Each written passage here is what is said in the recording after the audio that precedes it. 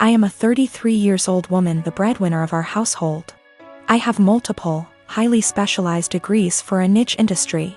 I make $200K plus, with potential to get in the $600 ms range. My company has not been hit that badly by COVID, so most of us have kept our jobs, but we're held to strict standards. My husband has a broad degree / work experience. He quit his job right before COVID hit, hoping for a better job in the meantime, and I was supportive. He spent a ton of time applying to various jobs, and finally landed an interview at Organization X. This is his dream job, in almost every imaginable way. I can't be detailed. However, it's paying about $65K a year, which would be fine, except this job directly puts my job stability at risk. My company and this org are adversarial, at best. My field is extremely secretive, and if clients discovered my spouse was working for a competitor, I would be permanently tainted. I wouldn't be able to get a job in the industry forever. I know this sounds like an exaggeration, but I promise you, it absolutely is not. It'd be like if I worked in protecting the privacy of celebrities, and he worked for TMZ. If he tapped my car, got into my work devices, he could use that to advance his career. And any trust one have in this field will be gone. Even if I trusted my husband not to do that, my clients and company don't. Worse, B//C my background is so specialized, this is the only field I can work in. I asked him to drop from consideration for this job, since if he got it, we'd lose my income. $65K a year cannot support us in this city. Plus, he does not have to work for this organization. Even if the job market is awful right now, his background gives him access to a wide range of jobs, but I only have this one niche field. He was extremely angry, and said I was selfish and only cared about money. I told him that if he wanted to go back to school for an advanced degree or just be unemployed for a while, I would support him. But taking this job isn't possible. He continued the process behind my back, and got the offer. He wants to accept it, B//C. He says his career needs to take priority and that I wasn't being a supportive wife. I feel so betrayed, and I've contacted all relevant higher-ups in my company to inform them. I notified them as soon as he got the interview. B//C. It's better coming from my email than from a background check. I told him he could decline the offer, W// me watching him physically decline it. Or he could accept the offer and move out immediately. I would pay for him to stay 2 weeks at a hotel, and we would begin divorce proceedings. My company is willing to take care of all of my legal fees. I feel awful. I still love him. I moved decisively, B//C. This was the best way to cut my losses, but it still hurts. He called me heartless and cold. It's true that I was prioritizing my career over his, but it felt like the only option at the time. I travel for work and my employer allows me to spend up to $100 / day on food. If I don't use it, I don't get to pocket the money. When traveling, I make sure to use the full $100 every day, so I'm eating very well. My wife is upset with me because I get to eat out for every meal at least 2 weeks a month. She says it isn't fair and I should just go to the grocery store and bring back food to my hotel. I've explained to her that it doesn't make sense since I don't get to keep the money if I don't use it. Every evening when I call her, she wants to know exactly what I ate. She can see the credit card statements reimbursed by employer, so she knows how much I spent. She'll see I spent $75 on dinner and start freaking out about how wasteful I am. I take her out for dinner at least 2 times a week when I'm in town, and she goes out several times a week with friends when I'm not in town. This whole thing just seems irrational, and it is really putting a strain on our relationship. I haven't gained any weight and am in great shape. I focus on quality of food much more than quantity. Most hotels have a small gym and / or a pool. I can't buy groceries or gift cards to bring home. It is against policy. I submit pictures of the receipts, so this wouldn't work.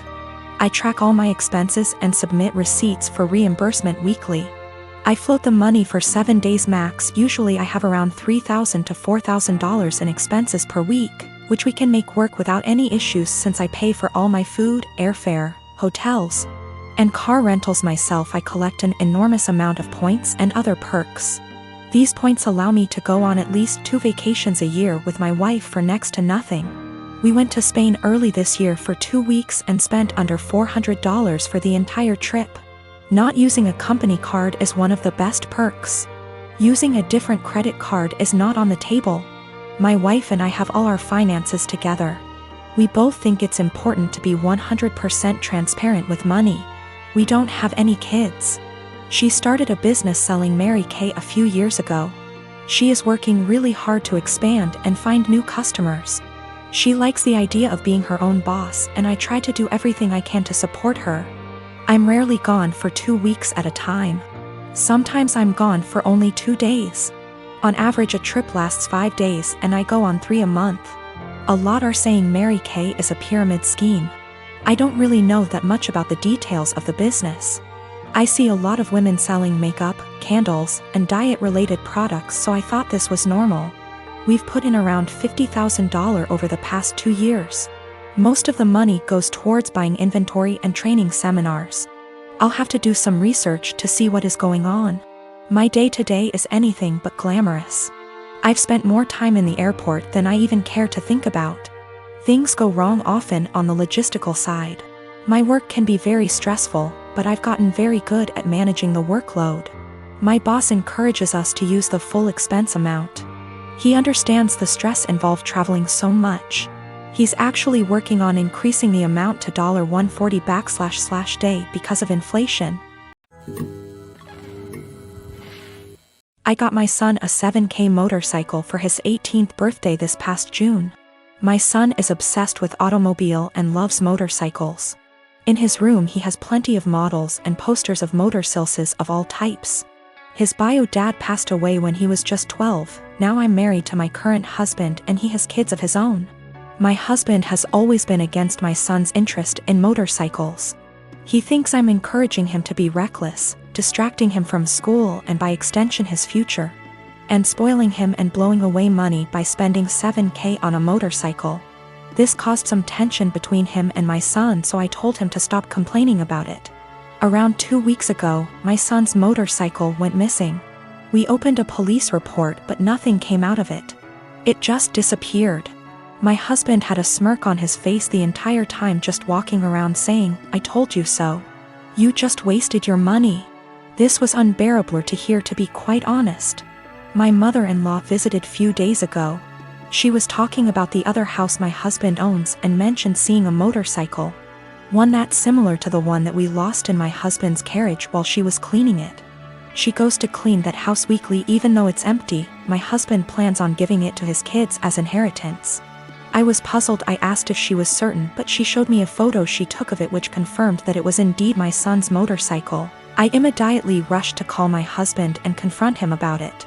He admitted that he took and hid the motorcycle in his garage as a last resort after me and his stepson kept brushing him and his thoughts off about the 7K being spent on something unnecessary and that could cause issues.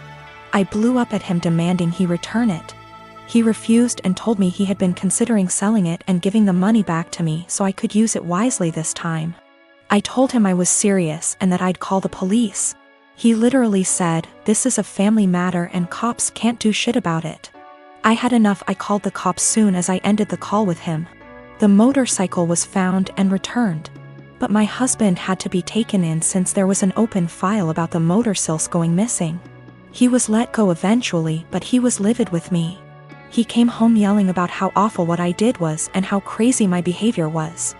I refused to engage in the argument, but he told his entire family about it and they judged me for calling the police on my own husband, even though I already asked him to return it. He said he was just looking out for my son and that one day we'll realize that he was right, but only when it's too late. My son isn't speaking to me or my husband. I feel horrible about the whole situation and am starting to think I handled this the wrong way. I have a cousin, Kat, who got married to Henry early this year. We weren't close as kids. She was pretty spoiled and would always brag about how much designer stuff she has. Be really mean to people under the guise of just trying to help, etc. Don't go out of our way to interact with one another, but I do see her at family events and whatnot and we make small talk. I'm engaged to Chris, who is a software engineer. He's co-head of his department at work with 2 other people, not too long ago. Chris was telling me about how they had some new employees and one of them sounded really familiar. He told me the name and I realized it was Kat's husband. Also, he and Henry hadn't met face to face yet. Kat and Henry had a huge wedding. It was really nice, but all she did for months is brag about how amazing her wedding was. The wedding stuff's died down now, so recently she started going on about how wealthy her husband is and what a great lifestyle they have. One of my other aunts celebrated her 50th about a week ago. I went with Chris and Kat was there with Henry. We were chatting and Kat was saying how Henry has a fantastic new job that pays even more than his previous one. Henry chimed in and said that they were already planning to buy a new house. Kat asked what Chris does. I said he was an engineer like Henry and he has a good job too, but I'll admit I left out where he works on purpose. She smiled and nodded, then said it's fine. She understands that I'm embarrassed and want to keep it quiet. So that was pretty much the end of our conversation then. When we were leaving, she pulled me aside and told me to let her and Henry know if we needed help with the wedding. Obviously I knew what she meant and it was just another dig, but I said, "Bye," and left. Literally 2 days later, I get a DM from Kat and she's furious, well, as much as one can be through text. That I didn't tell them that Chris was one of Henry's bosses. Henry was shocked to see him in the office and Chris made a comment, "Tell Kat OP and me don't need help but thanks for offering." Henry's really embarrassed and so's Kat, and she said that we made them look bad on purpose and if she knew, she'd have never made those comments. It was my duty to tell her and Henry. Chris and I had a really good laugh over this, but she sent a text out to the family group chat we have saying how she was blindsided by me. A few others said that what we did was petty and wrong.